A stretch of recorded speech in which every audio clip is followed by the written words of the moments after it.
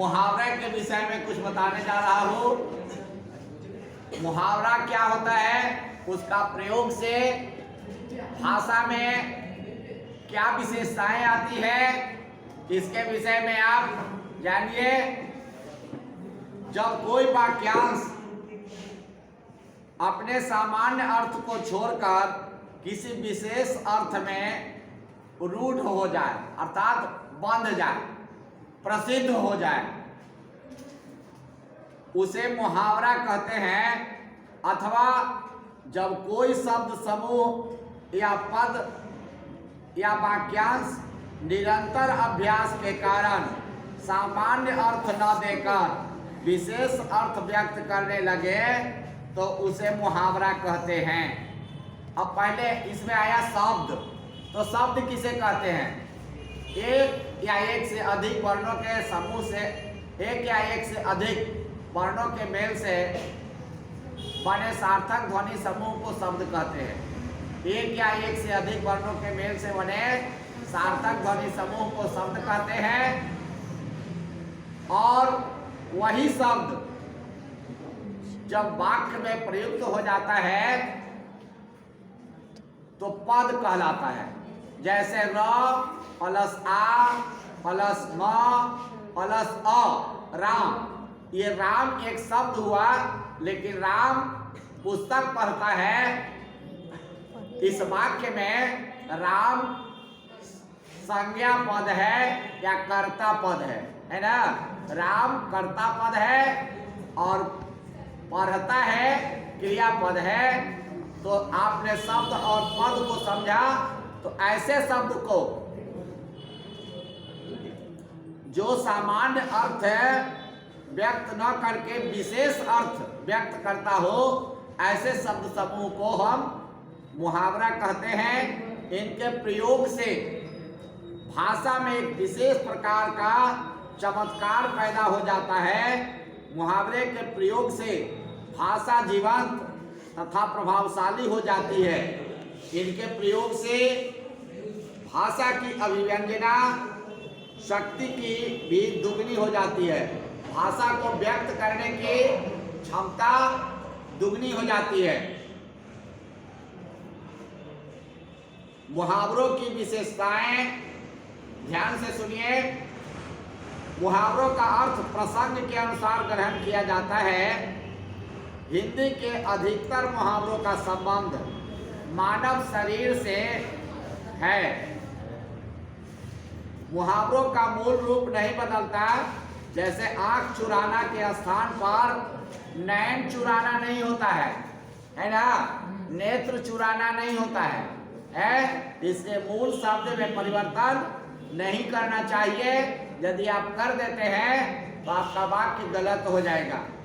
अधिकांश मुहावरों का प्रयोग अर्थ तो कम पूछता है, आपको वाक्य में प्रयोग करने के लिए पूछता है ना? या इसमें रिक्त स्थान देगा, इसमें उचित मुहावरे का प्रयोग करके वाक्य को पूरा करें, ऐसा पूछा जाता है। जैसे देखिए,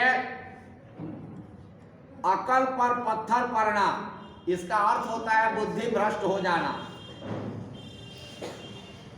क्या विवेक तुम्हारी अकल पर पत्थर पड़ा था कि तुम उस पहलवान से उलझ पड़े?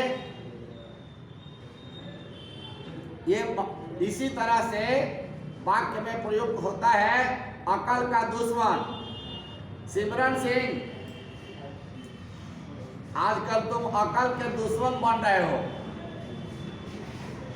अंगूठा दिखाना, समय पर धोखा देना। अकल का दुश्मन का अर्थ होता है मूर्ख होना।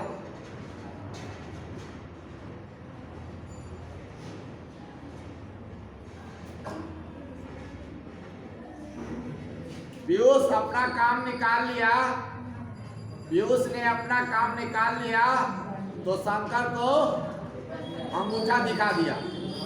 ये अंगूठा दिखाना का प्रयोग है। अंधे की लकड़ी, एक सहारा होना। दिव्य अपने माता पिता के अंधे की लकड़ी है, अर्थात बुढ़ापा का सहारा है।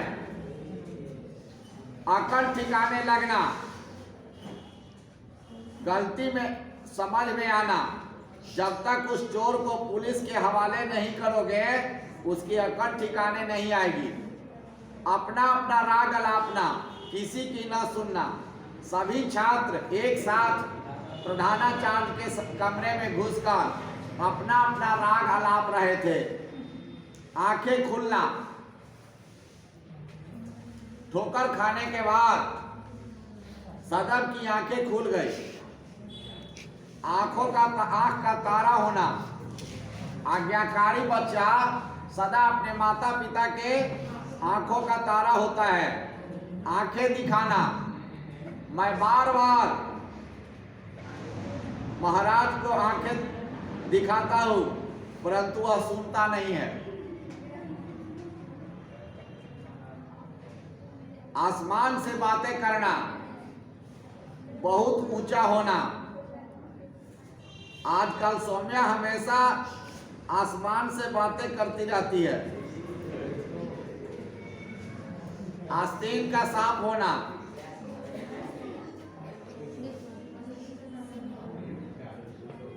स्नेहा हेमा के लिए आस्तीन की सांप का काम कर रही है।